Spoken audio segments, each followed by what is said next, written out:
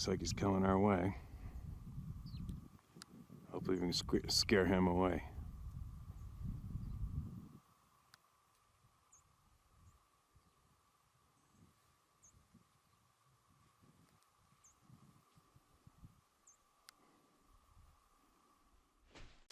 Okay.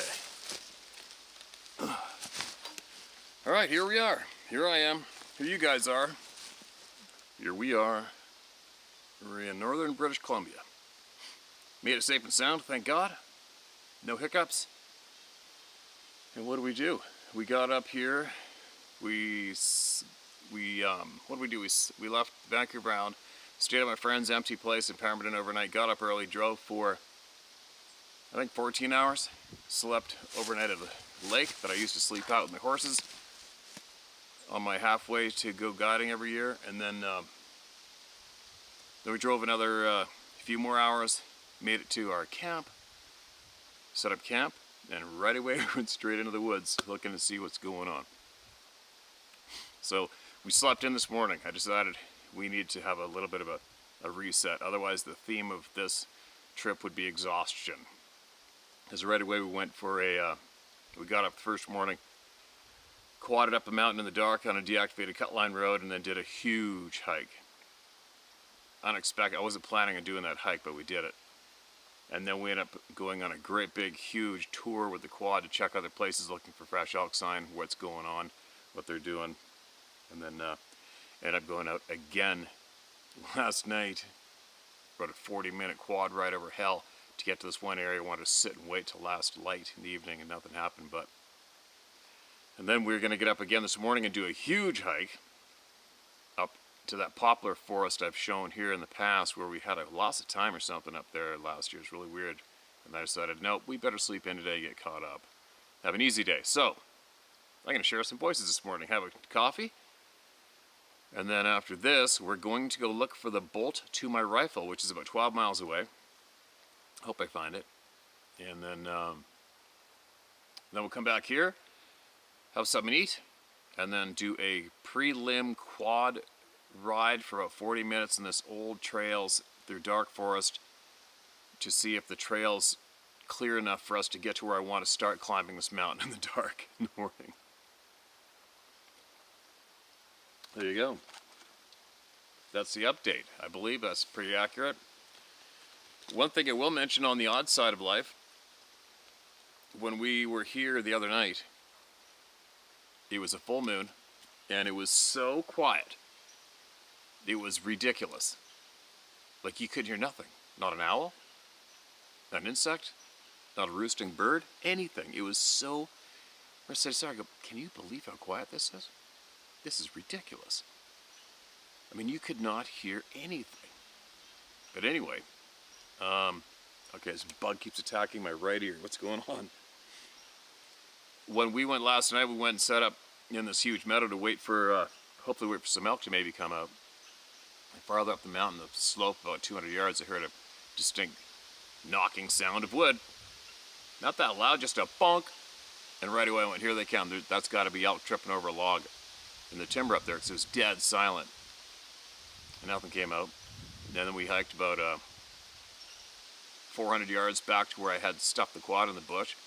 And it's dark now, we're getting on the quad, and then I heard the exact same wood bonk right above us. I'm like, oh, huh, that's interesting. Not your normal wildlife sound. And I don't know, take from what you will or leave it, whatever. That's my report, that's all I got. That's it. Oh, and then I had a thermal handheld, and I used it to look way down this open line. And I think we saw either a huge grizzly and a cub or a moose and a calf. Couldn't really tell. Same sizes, right? And that's it. As far as hunting goes, it is extremely hot out. Very poor hunting conditions all around the province. And we only found a couple of bull rubs, very little activity, so it's going to be a challenge. But I like a challenge. So we're going to see what happens.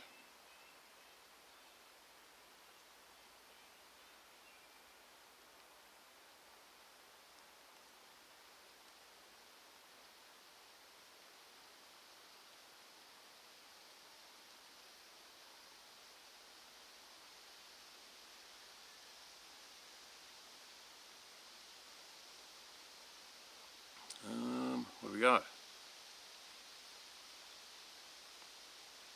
Sorry, I'm out of practice. Oh, there's a whole bunch. Holy cow.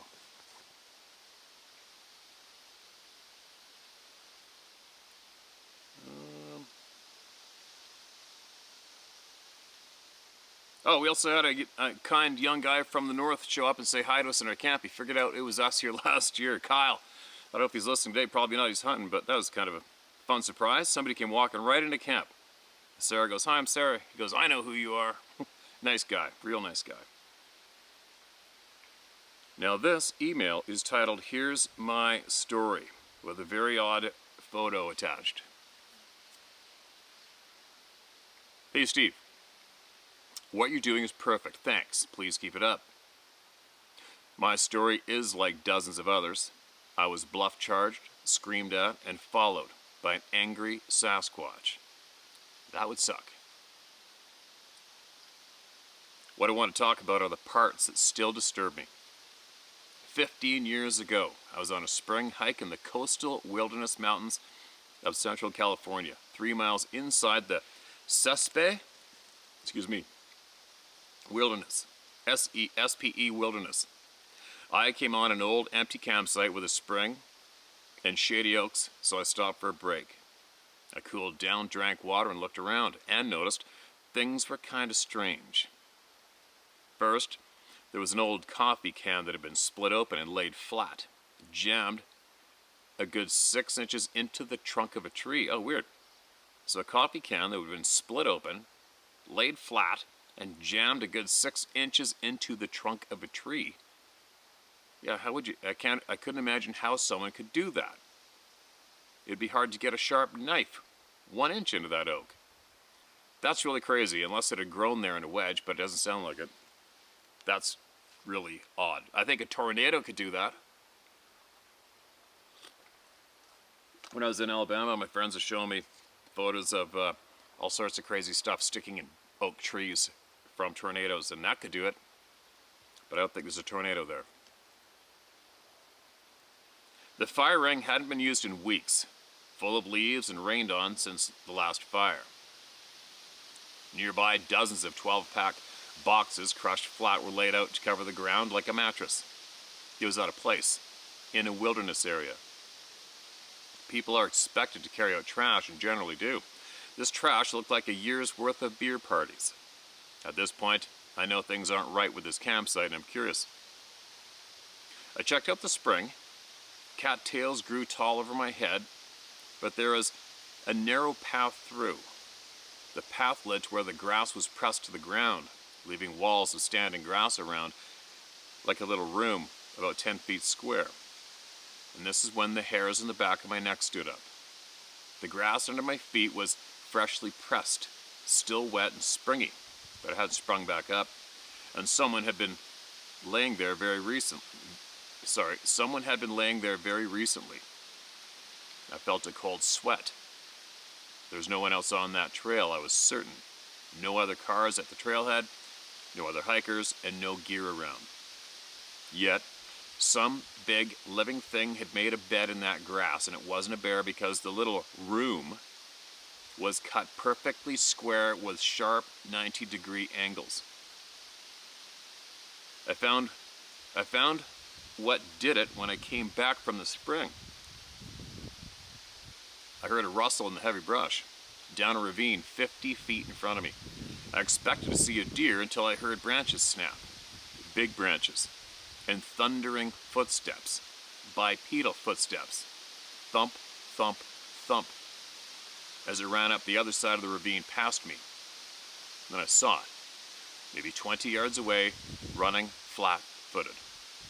Tree branches blocked my view of its head and upper body, but I saw thighs as thick as telephone poles, calf muscles bulging, covered in short gray hair, and it was broad daylight and the sun gave the hair a sheen. The thigh and calf were at a 90-degree angle with the foot flat on the ground. Who runs like that? I could see the tendons behind the knees stretch as it launched away at an inhuman speed. Stunned, I just grabbed my pack and left quick. I didn't know what I'd seen, but part of me did know. There's a long history of sightings in the area. I hurried the 3 miles back to my truck, feeling eyes from the ridge above all time. Feeling eyes from the ridge above all the time, and immediately locked the doors. I drove a mile away before I stopped to piss. So this ate at me all the way home. It ate at me all week long. I'm an engineer, a critical thinker. I kept trying to fit what I'd seen into some kind of real scenario. It must have been a man. But why would a man be hiding in the bushes and then come crashing out and run away? Could it be illegal pot growers? But what about the hair, the size, the incredible speed, and the stride? I had to go back and look. So I returned the following weekend. I couldn't go under the trees, too spooky. So I went around behind where the thing ran. There was a path, and I followed it up a long valley. Sorry, no bug spray. We lost it last night out of the backpack. I'm going to be doing some swatting here. So I went around behind where the thing ran. There was a path, and I followed it up a long valley that turned into a steep gully, topping out on a flat ridge. The other side of the ridge sloped into a bowl, a small pristine canyon formed by a tributary to the Sasquatch River. The slope in front of me was an easy pitch down a manzanita-covered hillside. The chaparral grew just above my head, so when I started down I couldn't see over the brush. I got 50 yards or so, and a horrifying scream blasted from the trees in front of me. I can only compare it to the velociraptor from Jurassic Park. The sound was a screech and a growl, 2-part harmony, so loud that I felt a thump in my chest. My brain started looking for a reasonable explanation, and I concluded there had to be a backhoe and a dump truck working down there because the screech almost sounded like metal on metal, like a giant rusty gate hinge. I went a little knoll ahead of me where I could get a view over the brush. I could see there wasn't anything in that entire valley. No backhoe, no dump truck, no road. Of course not. It's a restricted wilderness area. And this is when things got strange. This is the part I really want your listeners to hear. It was finally dawning on me what screamed was some kind of animal. I also remembered what brought me there in the first place. I was putting 2 and 2 together, and then something came over me I can't explain. I started feeling hot. My skin prickled and my knees buckled, and then someone entered my brain and said, quote, "You don't belong here, get out," end quote. And I'm not shitting you. I didn't hear a voice. I just got this message clear as if someone said it in my ear. And it wasn't my thought. It was a foreign thought projected to me in clear, concise English. And I immediately complied. I retraced my path for home, and every now and then I could hear it pacing me. I never felt so vulnerable. I don't blame people for being skeptical about mind speak, but it communicated with me. And its message conveyed pure danger. Not malevolent, but the kind of anger you might show a trespasser in your own home. Get out or I'll kill you. In the years since, I've had one other sighting, and I've heard whoops and knocks and rocks clacked many times. I've seen footprints, tree structures, and scat. I live in Arizona now, and most of my encounters have been here. They can be anywhere. I believe they mean us no harm and want to be left alone. I've come to respect that and have quit hunting encounters. I carry a .44 mag in the woods, not that that'll do any good. They can disable us at a distance. Ultrasound is probably how. As an engineer, that makes sense to me. It's the intelligence they display that is spooky, and the sense of annoyance it directed at me. It had no fear of me. It meant business, and if I didn't leave, I might die. I'm going to leave you with this picture. It's real. A skull and spinal column stuck in a canyon cove in a place I won't name in the Four Corners area. An area with many sightings. I can't say what did this. Maybe an old First Nations burial, or maybe a pissed off wood ape. Stay safe out there. You can use my name. Andy Hall, Tucson, Arizona. Or as sometimes I like to say, tuxin. Kidding. Okay, this is an odd picture, man. Wow, this is really odd. Here we go. I'm going to do it this way, all right? It'll work. I hope that's going to work. Is it working? I got to go over here. Pull the screen. I don't know if that's working or not. I'll try to download it on my laptop. And if this works, it works. If it doesn't, well, there you go. It looks to be human. Not that I'm an expert at human skeletal remains, but the depth from the nose to the teeth is the same as us. Wow, in Arizona. And that is deep, deep in clay, isn't it? Dirt? Really deep. Bleached right out. Wow, I wonder what that story is. Appreciate that email, man. I don't know if it took me a while to find this or not, but I get to them. Amazing, isn't it? Amazing.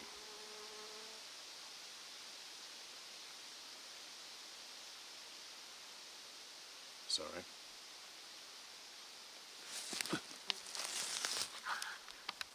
The amount of people that can relate to that experience by now is phenomenal too, isn't it? Appreciate that email, man, big time. Thank you so much for your time. And if you learned anything else along the ride, if you're still here, email me back. Now, this title sounds familiar, but I think I've had a couple of this title. We'll see. I found this as a not read, but the date goes back to 2019. Sasquatch, who's going to believe a 13-year-old? My experience with these beings happened when I was 13 and I'm now 36, and I still remember that moment. I'm an avid hunter and have had that passion since I was born. Luckily got the guts to share my story, and I'll believe it till the day I die. I love your no nonsense, no BS, honest, straight up talking attitude. Long story short, I was at a scout camp out, and it was after dark, and I walked to the cabin where my brother was. The cabin had a big glass pane window. Yep, I did read it. Sorry. I did read it. I read it. 2 of them. He saw 2 of them 20 feet from himself. Oh my God, should I read it for people who might not have heard it? Guess that sucks when I do this, right? Okay, it's not a long read at all. For those who are here that weren't here before. The cabin had a big glass pane window with the light on. As I was walking toward the light of the window in the cabin, 2 massive beings stepped out of the trees onto the 2-track road with trees on both sides of the 2-track. I immediately crouched down so I could get a better look. I'll remind you that they were 20 feet in front of me. The light of the window between them and me really made their features stand out. They were massive. One was, I guess, 9 feet tall and the other 7 feet tall. The smaller one was at the biggest one's shoulder height. As I was crouched, they kept walking towards me. I called my brother's name, thinking it may be him. They stopped when I said his name and turned into the trees and disappeared. They walked next to a power line pole and into those trees. When they disappeared, I turned tail and ran back as fast as I could to the other cabin, and was silent the rest of the camp trip. I just told everyone I was sick. I still deal with what I saw. Nobody but my family believes what I saw. Seeing 2 is rare from what I've heard, maybe not. To deal with going back into the woods where these beings live, I took a stress management class in college, and our final exam was to face a fear and go face it and write about it for the final exam. Whether skydiving, asking a girl out, etc. So I went to the same spot and spent the night alone. I never said in the exam what I saw, just that I was afraid of being in the dark alone. What I saw, I saw. And facing that fear when I slept alone years later helped me deal with my passion of hunting and still going outdoors alone or with friends. Wow, good for you. Don't get me wrong, I still have a hard time going hunting and camping alone, but I still do. The 2 beings I saw, I know they were not human. Without a doubt, I know they were Sasquatch/Bigfoot. Hopefully my story can reach you and others who have experienced these massive intriguing beings. Stay safe.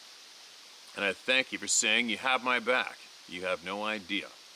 For what it's worth, I got your back too. Thanks, Steve. Justin, appreciate that, man. That sort of sounded familiar, but I don't know if I read that, because the last half didn't sound familiar to me at all. What a great email to share with everybody, right? He faced his fears and went back out, and he's still out there today. Like I have, and many of you have too, right? Fear sucks. Fear sucks.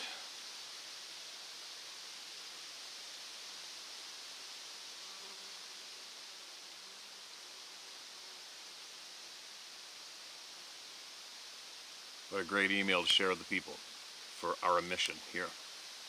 Thank you very much. Is the title of this email. Steve, I gotta say, awesome channel. I enjoy all the content, and please keep up the great work, and F the bullies / morons / so-called experts. I never hunted.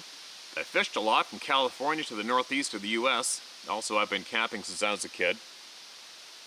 I've experienced wild animals, as when I was 23 I did a wild cat husbandry course and volunteered at various private exotic animal collections. I've seen bears in the wild up in Montana where I've done some fishing. It's not uncommon that on our yard we have coyotes cruising around, yipping and howling, maybe getting a bit close, then running off.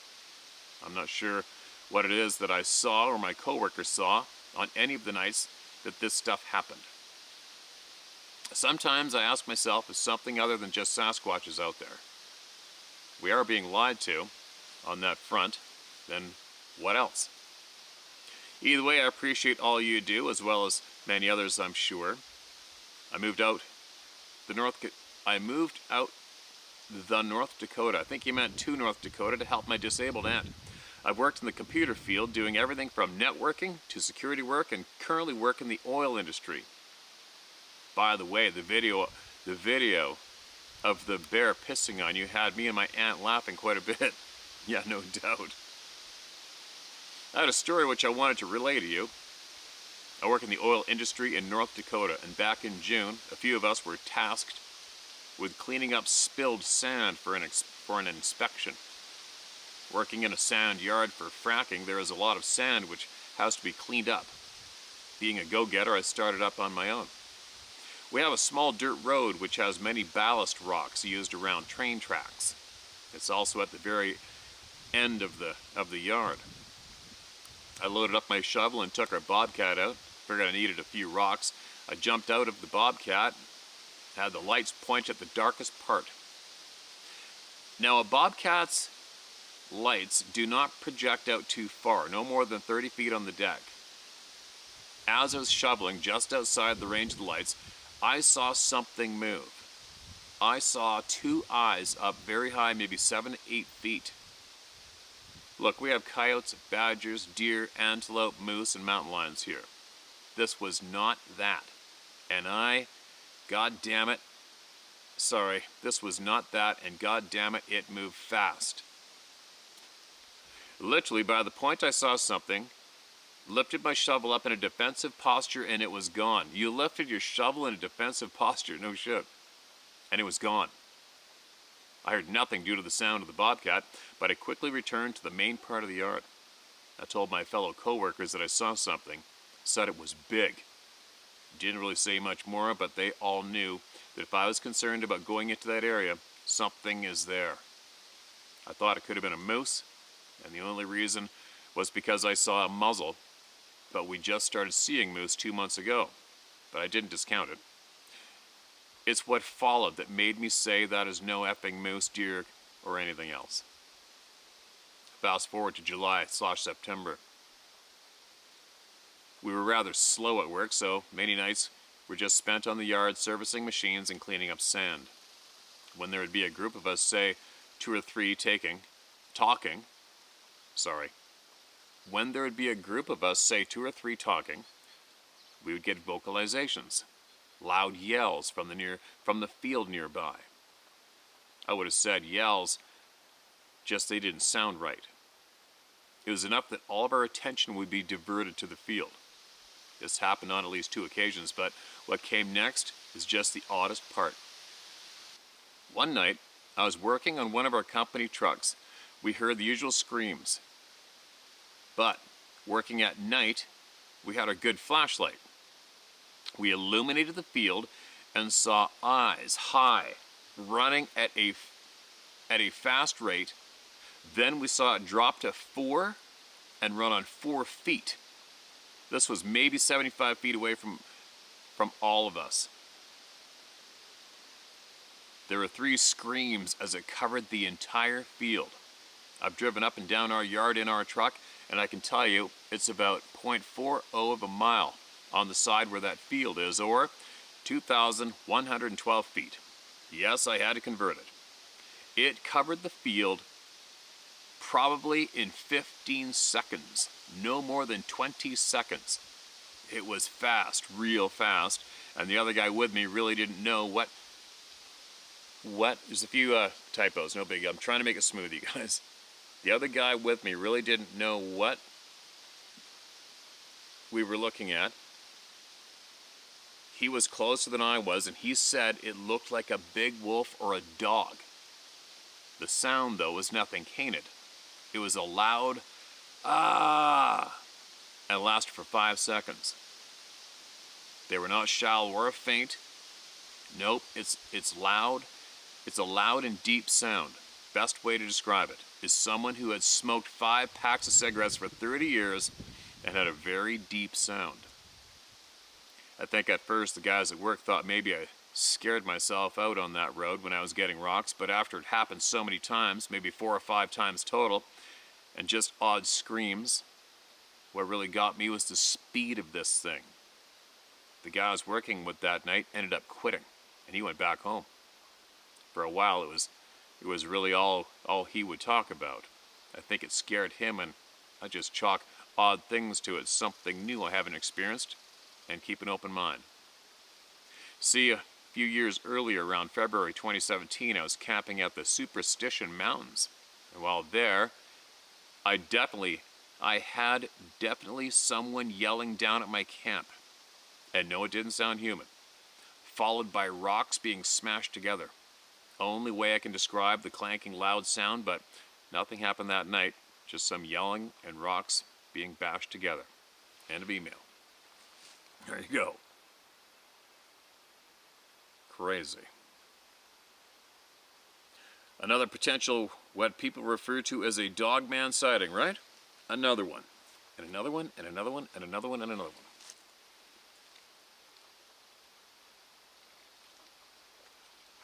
Oh, that's some hot coffee, holy. Appreciate that email, man. Too bad your buddy wigged out and quit his job over it. That's what a lot of people do when they don't have any information, though, right? They lose their shit and run, never to return. All right, one more email, you guys. And I'm gonna get going. Encounter or not, question mark. Hey Steve, I really enjoy your channel and your no bullshit approach. I'm 59 years old. I've been an avid hunter / outdoorsman for almost 50 years.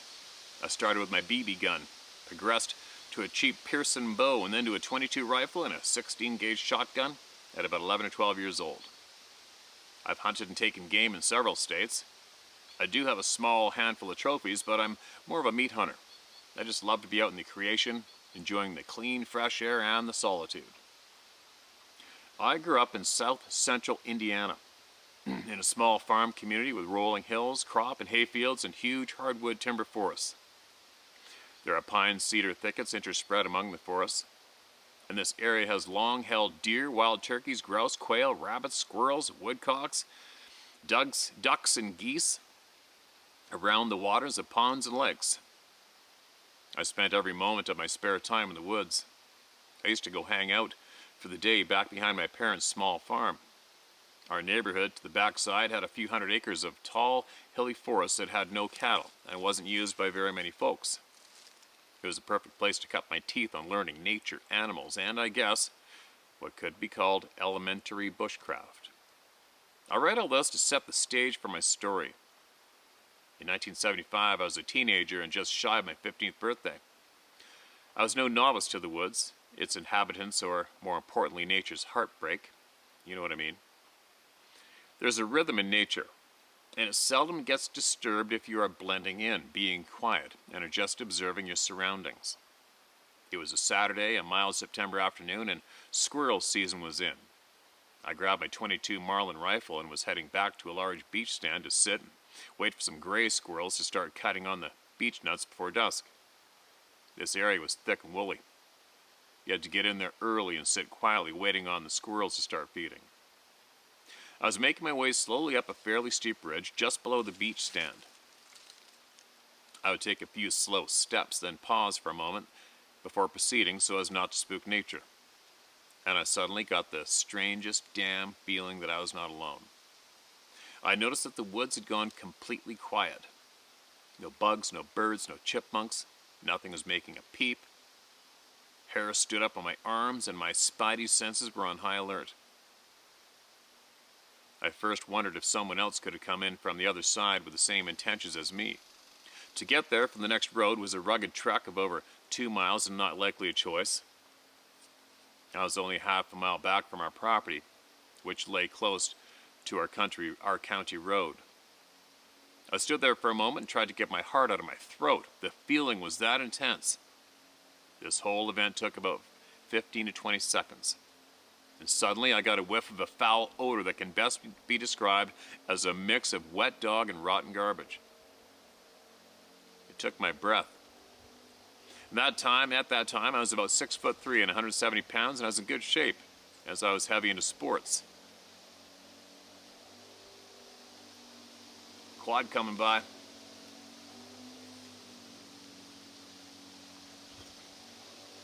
Quad or side by side. It's loud to me. I don't know if it's loud to the camera or not.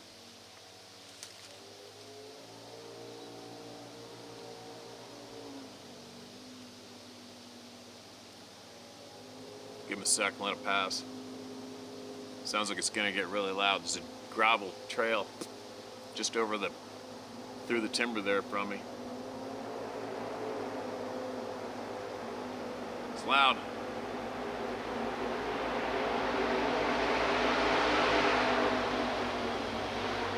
That's loud, wow.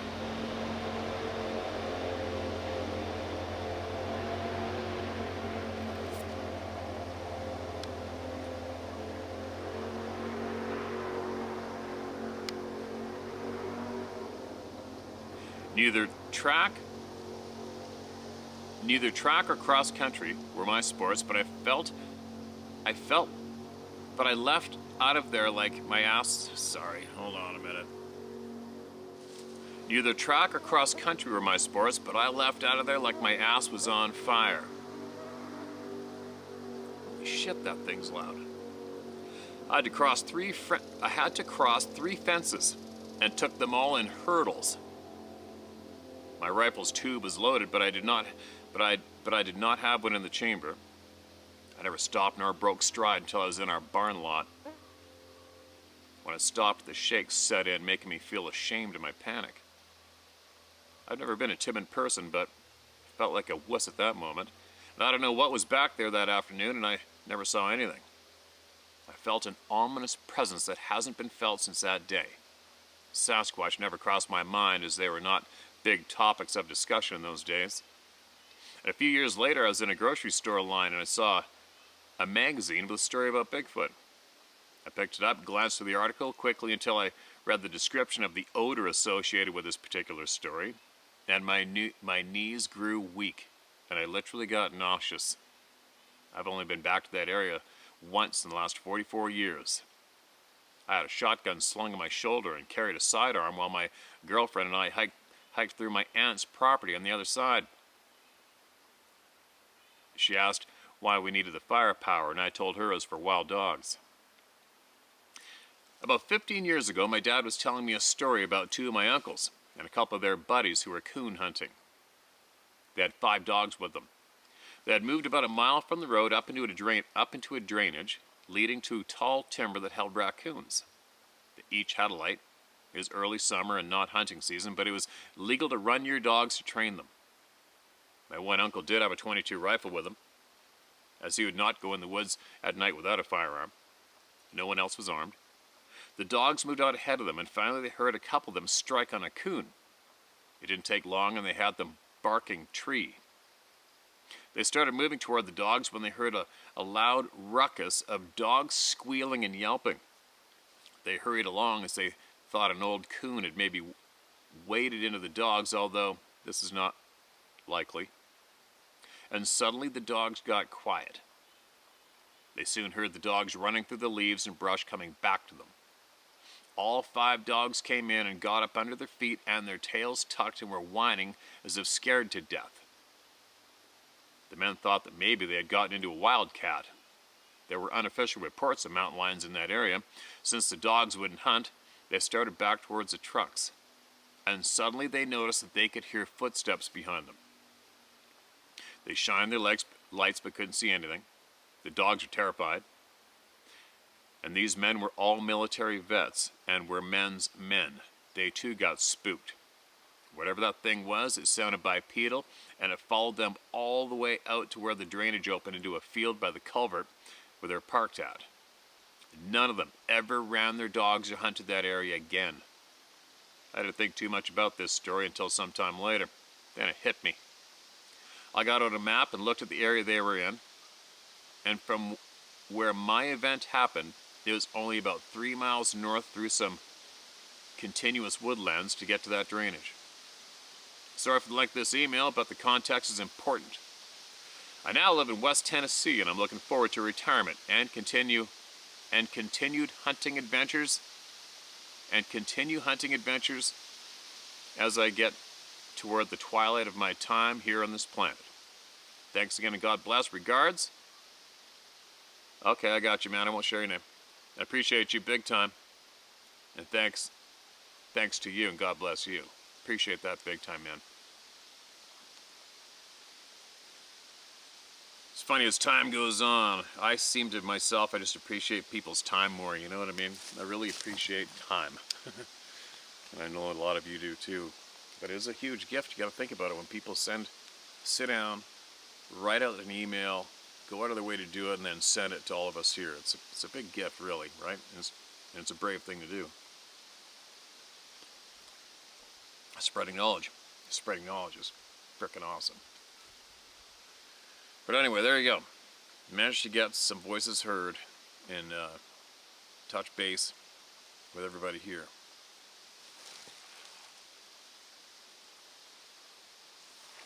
There we go. And that timber back there is the same place for that. I don't know what the noises were that got me really, really scared to wanted to leave. I left that night. I don't know what was going on back behind me. Haven't a clue, but whatever. You can't let odd, scary experiences ruin life, right? Anyway, I'm babbling. As usual. Off we go. We're going to head back to camp up the hill there and get our gear ready to go and go look for the bolt to my rifle. Wouldn't that be something else if I went and opened up my backpack and it was in there right now? Oh my God. It wouldn't surprise me. What, I've lived through something like that, what, twice now or something? It's amazing. It's amazing, the amazing things going on in this lifetime that we're not taught about, isn't it? It's absolutely freaking amazing. Share my story, howthunt.com. That's how you can get a hold of me and get your truth shared to the people through me. We'll be back in a couple days probably.